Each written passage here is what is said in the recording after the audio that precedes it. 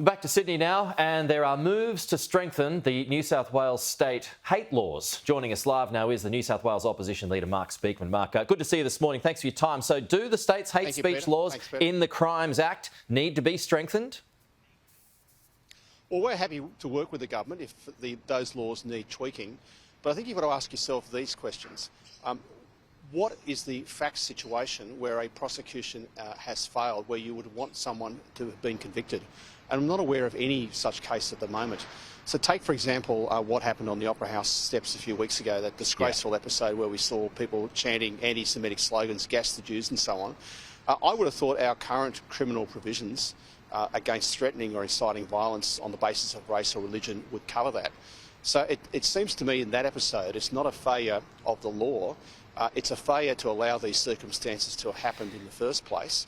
A well-intentioned gesture at the Opera House had an horrendous outcome when there was a failure to stop the protesters marching to the Opera House. And I would have thought that the current law would cover that situation. OK, so if you're open, first of all, if you're open to tweaking, where would you tweak? Yeah. Well, look, there are a couple of areas that I've seen reported. One is whether you need DPP approval to bring a prosecution. That was part of the package we introduced in 2018 after decades of inertia in this area, and that was to prevent vexatious private litigants bringing criminal prosecutions. So we're open to looking at that. I do think it would be better to have some kind of filter, but it might be enough to say that you can't bring a private prosecution, but it could be a police prosecution or a DPP prosecution.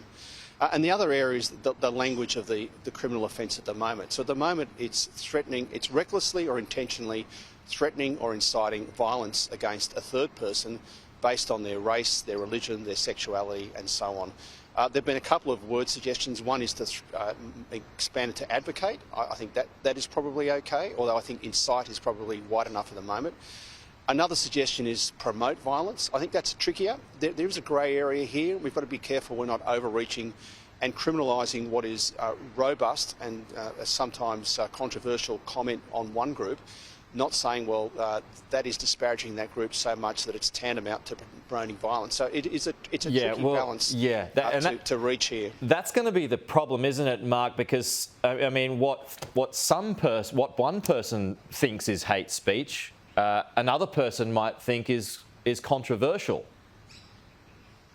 That's right. So clearly if it's threatening or inciting violence, it should be caught. And what happened on the Opera House, if that can be proved that people were chanting gas the Jews, that should clearly be well, I mean, that's on tape. So that's a good example. Yeah. So just on that. So I think we can all agree that gas the Jews is disgraceful, right? And that should fall within that Crimes Act.